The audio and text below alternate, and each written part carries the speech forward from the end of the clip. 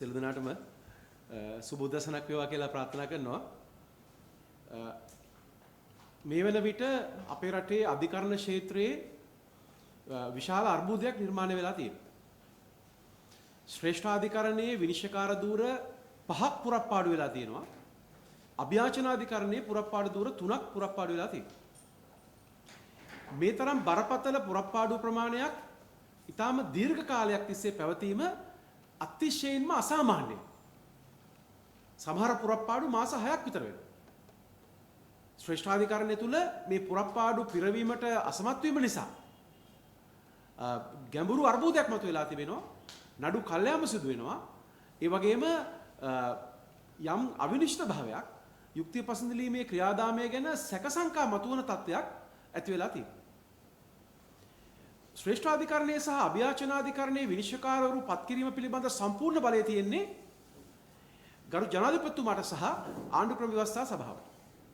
හැබැයි ආණ්ඩුක්‍රම ව්‍යවස්ථා සභාව සඳහා මේ බලය ලැබෙන්නේ ජනාධිපතිතුමා විසින් නමක් යෝජනා කළා. ඒ කියන්නේ ක්‍රියාදාමයේ පටන් ගන්න ඕනේ ජනාධිපතිවරයා. මම ආණ්ඩුක්‍රම ව්‍යවස්ථා සභාවේ සමාජිකයෙක් හැටියට මේ ප්‍රශ්නය මේ ආණ්ඩුක්‍රම ව්‍යවස්ථා සභාව තුල කතා කරා. දින දෙකක් කතා කරා. පාර්ලිමේන්තුවේ සභාගර්භය තුලත් කතා කරා. දැන් ජනාධිපතිතුමා දන්නේ නැහැ කියලා කියන්න බෑ. ජනාධිපතිතුමාට මේ කාරණා පිළිබඳ උපදෙස් දෙන්න උපදේශකයෝ විශාල සංඛ්‍යාවක් ඉන්නවා. එතකොට මේ තරම් බරපතල පුරප්පාඩු සංඛ්‍යාවක් ශ්‍රේෂ්ඨාධිකරණයේ සහ අභියාචනාධිකරණයේ කාලයක් තිස්සේ පවත්වගෙන යාම ගැඹුරු අර්බුදයක් නිර්මාණය කරලා තියෙනවා. යුක්තිය පසඳලීම පිළිබඳ සැකසංකා මතු කරලා තියෙනවා. ඒ වගේම ඊට එහා ගිය මේ අධිකරණ ක්‍රියාදාමයට විධායකයේ සහ වෙනත් බලවේග විසින් අතපෙවීම පිළිබඳ සැකසංකා මතු කරලා තියෙනවා. ඒ සැකසංකා වැඩි දියුණු වෙන දෙයක් මේ මොහොතේ සිද්ධ වෙනවා. ඒ තමයි නීති කෙටුම්පත් දෙපාර්තමේන්තුවට අධිකරණ මාත්‍යාංශයේ ලේකම්තුමිය විසින් යොමු කරලා තියෙනවා ආණ්ඩුක්‍රම ව්‍යවස්ථා සංශෝධනය. දැන් අනුර කුමාර දිසානායක මහත්මයා බලයට ආවේ මේ රටට අලුත්ම ආණ්ඩුක්‍රම ව්‍යවස්ථාවක් අරන් එනවා කියලා.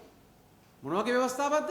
විධායක ජනාධිපති ක්‍රමය වෙනස් කරන, වෙස්ට්මිනිස්ටර් ආකෘතියේ පාර්ලිමේන්තු ආණ්ඩුක්‍රමයක් ඇති කරන, යුක්තිය පසදලීමේ ක්‍රියාදාමය සහ නීතියේ පාලනය වඩාත් විධිමත් කරන ක්‍රමවේදයක් ඇති කරනවා කියලා. ඔබ දන්නවා දැන් අවුරුදු 1කමාරක් වෙනවා ජනාධිපති වෙලා. තව ටික දවසකින් අවුරුදු 2යි. හැබැයි ආණ්ඩුක්‍රම ව්‍යවස්ථාව වෙනස් කිරීම ගැන කිසිම කතාවක් නැහැ. මම පාර්ලිමේන්තුව තුල අවස්ථා කිහිපයකදීම මේ ප්‍රශ්න මතු කරා. තවත් മന്ത്രിවරු පාර්ලිමේන්තුව තුල අවස්ථා කිහිපයකදීම මේ අලුත් ආණ්ඩුක්‍රම ව්‍යවස්ථාවක් අරන් එන්නේ නැත්තේ කියන ප්‍රශ්නය මතු කරා. පාර්ලිමේන්තුවෙන් එළියෙත් එක ගැඹුරු ලෙස සාකච්ඡා කරා. එසේ තිබියදී ශ්‍රේෂ්ඨාධිකරණයේ විනිශ්චයකාරවරුන්ගේ විශ්‍රාමය යෑමේ වයස අවුරුදු 65 ඉඳලා 67 කරන්නත්, අභියාචනාධිකරණයේ විනිශ්චයකාරවරුන්ගේ වයස 63 ඉඳලා 65 කරන්නත් ඊටාම සීමිත ආණ්ඩුක්‍රම ව්‍යවස්ථා සංශෝධනයක් දැන් කෙටුම්පත් වෙනවා නීති කෙටුම්පත් දෙපාර්තමේන්තුව. මේක ඕපපාතිකව වෙන්නේ නැහැ. අධිකරණ ඇමතිවරයා මම දන්නේ නැහැ මං ඕට නැහැ කියලා කියනවා. දයාසිරි ජයසේකර මන්ත්‍රීතුමා පසුගිය සතියේ පාර්ලිමේන්තුව තුල මේ ප්‍රශ්නේ මතු කළා. මේ ප්‍රශ්නේ මතු කරාට පස්සේ අධිකරණ ඇමතිතුමාගේ ස්ථාවරය මම දන්නේ නැහැ මං ඕවට නැහැ. දැන් කවුද මේක දන්නේ නේද? ඒ කියන්නේ මේක කුමන්ත්‍රණයක් තියෙනවා. සමස්ත ආණ්ඩුක්‍රම ව්‍යවස්ථාව වෙනස් කළා වඩා හොඳ ක්‍රමවේදයක් ස්ථාපනය කරන්න ආපු අය ශ්‍රේෂ්ඨාධිකරණයේ සහ අභියාචනාධිකරණයේ විනිශ්චයකාරවරුන්ගේ විශ්‍රාම යාමේ වයස අවුරුදු 2කින් වැඩි කිරීම තුළ පහළ අධිකරණවල විනිශ්චයකාරවරුන්ට උසස් වීම ලැබීම වසර 2කින් පරක්කු වෙනවා. ඒ වගේම ඔබ දන්නවා පහුගිය කාලේ මේ ඉහළ අධිකරණවලට පත්වීම කිරීමේ ක්‍රමවේදය ඉතා ගැටලු සහගත තත්ත්වයකට පත් වුණා. කලින් තිබුණු ක්‍රමවේදය වෙනස් කරලා ජ්‍යෙෂ්ඨත්වයේ නොතක යම් අපහැදිලි ක්‍රමවේදයකට උසස් වීම දීම අපි නිරීක්ෂණය කරා. පාර්ලිමේන්තුව තුල අපි මේ පිළිබඳව අරන් ආපු යෝජනා ආණ්ඩුව තමන්ගේ බලය යොදලා පරාජයටපත් කළා. ඒ විවාද කිරීම වැළැක්වුවා. දැන් එසේ තිබියදී මේ පසුබිම හොඳට තේරුම් ගන්න එක පැත්තකින් පහලාධිකරණ විනිශ්චයකාරවරුන්ගේ උසස් වීම ක්‍රියාදාමය මෙතෙක් පැවති ක්‍රමවේදයට වඩා වෙනස් ඒ වගේම ඒ පිළිබඳව මේ කිසිම ආකාරයක විනිවිද භාවයක් නැති පිළිවෙලකට සිද්ධ වෙනවා. ඒ පිළිබඳව පාර්ලිමේන්තුව තුල අපි විවාද කරන්න උත්සාහ කරනකොට ඒක පරාජයටපත් කරනවා. ශ්‍රේෂ්ඨාධිකරණයේ සහ උපරිමාධිකරණයේ විනිශ්චයකාර ධූර 8ක් දිගු කලක් තිස්සේ හිස්ව තියාගෙන තියෙනවා. ඊට සමාන්තරව ඉන්න විනිශ්චයකාරවරුන්ව වසර 2කින් තමන්ගේ ධූර කාලය දීර්ඝ කිරීමට කුමන්ත්‍රණකාරී ලෙස ව්‍යවස්ථා සංශෝධනයක් කෙටුම්පත් වෙනවා මේ වෙලාව. මේ ඔක්කොම එකතු කරාම මේ තියෙන්නේ නීතියේ ආධිපත්‍යයට විධායකයේ අයුතු ලෙස මැදිහත් වීම. යම් අයුතු වාසි යම් යම් පුද්ගලයන්ට ලබා දීලා රටේ පාලනය පිළිබඳ තමන්ට අවශ්‍ය විදිහට ප්‍රතිඵල ලබා ගන්න උත්සාහ කරන කුමන්ත්‍රණකාරී වැඩපිළිවෙලක් විධායකයෙ විසින් මේ මොහොතේ සිද්ධ කරමින් තියෙනවා. සරල දෙයක් නෙමෙයි ආණ්ඩුක්‍රම ව්‍යවස්ථා සංශෝධනය කරන්නේ. කවුද ඉල්ලුවේ අභියාචනාධිකරණයේ සහ ශ්‍රේෂ්ඨාධිකරණයේ විනිශ්චයකාරවරුන්ගේ විශ්‍රාමයේ වයස වැඩි කරන්න කියලා කවුද මේ රටේ ඉල්ලුවේ? පහුගිය ජනාධිපතිවරණයේදී ඉදිරිපත් වුණාද? මේ රටේ කවුරු හරි මේ නීතිය යුක්තිය පිළිබඳ කටයුතු කරන ශාස්ත්‍රීය අධ්‍යයනයකින් එහෙම ඉල්ලීමක් තියනවද? අඩුම ගානේ එහෙම කරන්න ඕන කියලා රජයේ නායකයෝ ජනතාවත් සමග සාකච්ඡා කරලා තියනවද? ඒ පිළිබඳ යෝජනාවක් පාර්ලිමේන්තුවේ කතා කරලා පාර්ලිමේන්තුව තුල එවැනි සීමිත ව්‍යවස්ථා සම්පාදනයක් ව්‍යවස්ථා යෝජනාවක් සංශෝධනයක් අවශ්‍යයි කියලා එකඟතාවයක් ඇති වෙලා තියෙනවද? නැහැ. එසේ තිබියදී මේ පුරප්පාඩු විශාල ප්‍රමාණයක් පවත්වා ගැනීමයි දූරදර්ශන විනිශ්චයකාරවරුන්ගේ විශ්‍රාමයේ වයස වසර 2කින් වැඩි කිරීමයි කියන මේ සියල්ල එක ගත්තාම සිද්ධ වෙන්නේ මේ රටේ නීතියේ ආධිපත්‍ය ආපසු හැරවීම සඳහා විධායකයේ විසින් කරන කුමන්ත්‍රණයක්. මේ පිළිබඳව රටේ සියලුම දෙනාගේ අවධානය යොමු කරන විශේෂයෙන්ම මාත් සමාජිකයෙක් වන ශ්‍රී ලංකා නීතිඥ සංගමයට මේ පිළිබඳව අපි විශේෂ අවධානය යොමු කරනවා. මෙවැනි ක්‍රියාවලියක් වළක්වන්න අවශ්‍ය කරන සිවිල් බලය ශ්‍රී ලංකා නීතිඥ සංගමයට තිබෙනවා. මේ සිද්ධ වෙන්නේ රටේ යුක්තිය ඉටුවීම තහවුරු කිරීමේ ක්‍රියාදාමයක් නොවන බව නීතිඥවරුන් වන අපිට පැහැදිලි. ව්‍යවස්ථාදායකයේ සමාජිකයන් වන අපිට පැහැදිලි. ඒ නිසා නීතිය යුක්තිය සාධාරණය වෙනුවෙන් අවශ්‍ය කරන්නා වූ ඒ බලපෑම කිරීමට ශ්‍රී ලංකා නීතිඥ සංගමයට හැකි වේවායි කියලා මම ප්‍රාර්ථනා කරනවා. ඒ වගේම ඔබ දන්නවා දැන් ශ්‍රී ලංකා ක්‍රිකට් ආයතනය ප්‍රතිව්‍යුහගත කිරීම වැදගත්.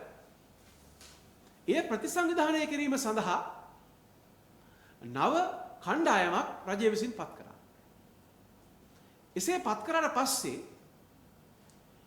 මුල් අවස්ථාවේදී ඒක හොඳයි කියන ගමන් දැන් තේරීම් කමිටුව වෙනස් කරපු වහාම යම් විරෝධයක් ඇති වෙලා තිබෙනවා මේ අලුත් කමිටුවේ ක්‍රියාකාරීත්වය.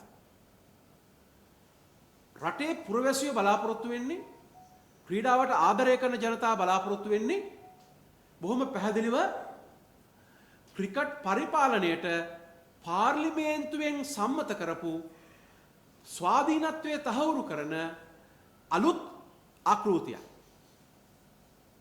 එහෙම ආකෘතියක් නැතුව මේ ක්‍රිකට් ක්‍රීඩාව වලපල්ලට යෑම වළක්වා ගන්න බෑ. ඒ නිසා ඉරාන් වික්‍රමරත්න මහත්මයාගේ සභාපතිත්වයෙන් යුක්ත මේ කමිටුවට තියෙන අභියෝගය දැනටමත් ඔවුන් තේරුම් ගන්න ඕනේ මේ තේරීම් කමිටුව වෙනස් කිරීම සමග ඇති වුණු ඉතා ඉහළ පෙළේ විරෝධයත් එක්ක. ටික දවසකින් එවැනි තත්ත්වයන් වර්ධනය වෙලා මේ යහපත් අරමුණු යටපත් වෙන්න ඉඩ තියෙනවා. මම නීතිඥයෙක් හැටියට ක්‍රිකට් ගැන දන්න ක්‍රිකට් වලට ආදරය කරන කෙනෙක් හැටියට පාර්ලිමේන්තුවේ ඉදිරිපත් කළා තියෙනවා ශ්‍රී ලංකා ක්‍රිකට් ආයතනය පාර්ලිමේන්තු පනතක් මගින් ව්‍යවස්ථාපිත කිරීම සඳහා වන පෞද්ගලික මන්ත්‍රී කෙටුම්පත. මීට කලින් මේ ක්‍රිකට් පරිපාලනයේ ඇති අර්බුදය පිළිබඳව සාකච්ඡා කිරීමට තීරණ ගැනීමට පත් කරපු ශ්‍රේෂ්ඨාධිකරණ විනිසුරු කේ.ටී. චිත්‍රසිරි මැතිතුමාගේ මූලිකත්වයෙන් යුතු කමිටුවේ වාර්තාව පදනම් කරගෙන තමයි මේ කෙටුම්පත ඉදිරිපත් කළා තියෙන්නේ. කැබිනට් මණ්ඩලය මේ කෙටුම්පතේ මූලධර්ම පිළි අරන් තියෙනවා. නව රජයට මේ මූලධර්ම ප්‍රතික්ෂේප කිරීමට හේතුවක් නැහැ. දැන් එවැනි තත්වයක් තුළ ක්‍රිකට් පරිපාලනයේ නැවත ආපසු හැරවීම වළක්වන්න රටට යහපත් ස්වාධීන කාර්යක්ෂම දූෂණයෙන් තොර පරිපාලනයක් ස්ථාපිත කිරීම සඳහා නව නීතියක් පාර්ලිමේන්තුවෙන් සම්මත කරන්න ඕන. තියෙන ව්‍යවස්ථාව සංශෝධනය කළා හරියන්නේ නැහැ. ඒ නිසා මම යෝජනා කරනවා අදාළ ක්‍රියාදාමය සඳහා ඒක කඩිනම් කිරීම සඳහා මම ඉදිරිපත් කරලා තියෙන මේ ක්ෂේත්‍රය ගැන දන්න විද්වත් වෘත්තිකයන්ගේ සහයෝගයෙන් සකස් කරපු මේ ශ්‍රී ලංකා ක්‍රිකට් පෞද්ගලික මන්ත්‍රී කෙටුම්පත එහිදී සැලකිල්ලට ගන්න කියලා.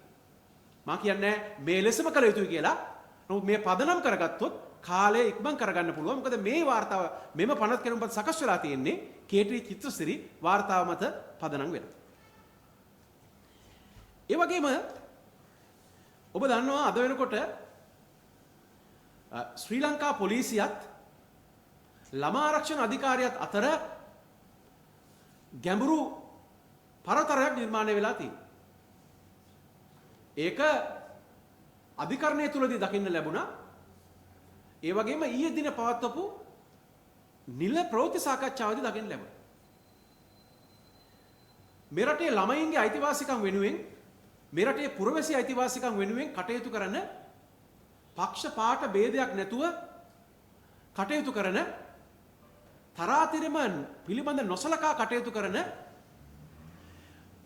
ව්‍යුහයන් වශයෙන් තමයි ශ්‍රී ලංකා පොලිසියත් ළමා ආරක්ෂක අධිකාරියත් කටයුතු කළ යුතු වන්නේ. නමුත් අපිට දැන් පේනවා මේ යුක්තිය පසඳලීමේ ක්‍රියාදාමයට තෝරු මෝරු සම්බන්ධ වෙනකොට මේ ආයතන අඩු ගානේ එකිනෙකා සහයෝගයෙන් ක්‍රියා කරන්නෙත් නැහැ. සුහදතාවයෙන් ක්‍රියා කරන්නෙත් නැහැ. පොදු මහජන යහපත වෙනුවට පටු අරමුණු වෙනුවෙන් ක්‍රියා කරනවා කියන. ඊයේ ප්‍රවෘත්ති සාකච්ඡාව ඇහුවනම් ශ්‍රී ලංකා පොලිසිය අද පත් වෙලා තියෙන තත්ත්වය ගැන පොලිසියේ පරිපාලනය පිළිබඳව විශාල ගැටලුවක් ඇති වෙනවා. විශාල සැක සංකා ඇති වෙනවා. ඒ වගේම ඔබ දන්නවා අද මේ රටේ ආර්ථිකය පිළිබඳ ඇති වෙලා තියෙන මේ ගැඹුරු අර්බුදයේ පදනම තමයි බාල ගල්ලඟුරු ගෙන්වීම නිසා බලශක්ති හිඟයක් ඇතිවීමත් ඒ බලශක්ති හිඟයට ඩීසල් විදුලිය මගින් පිළියම් බෙදීමට කටයුතු කිරීමත් ඒ සඳහා අති විශාල ඩොලර් ප්‍රමාණයක් වැය කිරීමට සිදුවීමත් නිසා ආර්ථිකයට ඇති වෙලා තියෙන පාඩුව. රට තුල ඩොලර් හිඟ වෙන්න හේතුව ඒකයි. ප්‍රධානම හේතුව ඒකයි. තවත් හේතු තියෙන්න පුළුවන්. එතකොට මේ සම්බන්ධව මේ බාල ගල්ලඟුරු හොරකම ගැන වංචාව ගැන අපරාධ පරීක්ෂණ දෙපාර්තමේන්තුවට මුජිබුර් රහමාන් මැතිතුමා නිශ්චිත පැමිණිල්ලක් ඉදිරිපත් කරා. හදිසි ගල්ලඟුරු මිලදී ගැනීම පිළිබඳව ගල්ලඟුරු සමාගමේ සභාපතිවරයාගේ හඬපටයක් ලීක් වුණා. පීඩනයේ මැද ඔහු පිළිගත්තා ඔහු මගේ හඬ තමයි කියලා. පාර්ලිමේන්තුවේ ආංශික අධීක්ෂණ කාර්ක සභාව පිළිගත්තා මේ දෙවන මිලදී ගැනීම ටරන්ජෝට් සමාගමට අදාළ මිලදී ගැනීම සම්බන්ධව ලේඛනයක් තමයි ඔහු වෙනස් කළේ කියලා. එසේ තිබියදී අද වෙනකන් අපරාධ පරීක්ෂණ දෙපාර්තමේන්තුව මේ ගල්ලඟුරු වංචාව පිළිබඳව තමන්ට තියෙන නීතිමය බලය යටතේ කටයුතු කළා නැහැ. වංචාවට කුමන්ත්‍රණය සාපරාධී සාවද්‍ය පරිහරණය මහජන දේපලට එහි වැරදි මේවා පිළිබඳ විමර්ශනය කරන්න පූර්ණ බලයක් ශ්‍රී ලංකා පොලිසියේ අපරාධ පරීක්ෂණ දෙපාර්තමේන්තුවට තියෙනවා. ඒතර එසේ බලය තිබියදී රටේ වගකිවිය යුතු පුරවැසියෝ සාක්ෂි සහිතව CD තැටි සහිතව කරුණු ඉදිරිපත් කළ තීද්දී කිසිම පරීක්ෂණයක් නොකර නිශ්ශබ්දව ඉඳීම අනිවාර්යෙන්ම අපරාධ පරීක්ෂණ දෙපාර්තමේන්තුවට ඇති වුණු බලපෑමක් නිසා විය යුතුයි. එසේ පරීක්ෂණ කරනවා නම් අනිවාර්යයෙන්ම මූලික වාර්තාවක් B වාර්තාවක් මගින් මහේස්ත්‍රාත් අධිකරණ ඉදිරිපත් වෙන්න ඕනේ.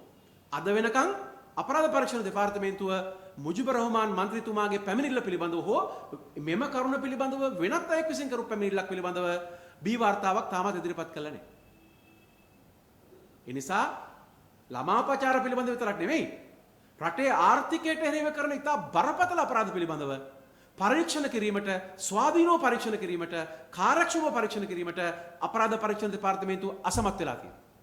ඒවටත් උත්තර දෙන්න ඕන. මේක ඉතාම බරපතල තත්ත්වයක් නීතියේ ආධිපත්‍යය තහවුරු කරන බව කියලා ආපු ආණ්ඩුවක් යටතේ මේ ආයතන මෙහෙයවීමට දේශපාලනට ගෑවිච්ච මිනිස්සු පත් කරලා පූර්ණ කාලීනව මාලිමාව වෙනුවෙන් දේශපාලනය කර බව ශ්‍රේෂ්ඨාධිකරණයට දිවුරුම් ප්‍රකාශයෙන් ඉදිරිපත් කරපු කෙනෙක්ව CID එකේ ප්‍රධානිය බවට පත් කරාම මෙවැනි දේ සිදුවීම අපට හිතා ගන්න පුළුවන්. ඒ නිසා මේක කනගාටුදායක තත්ත්වයක්.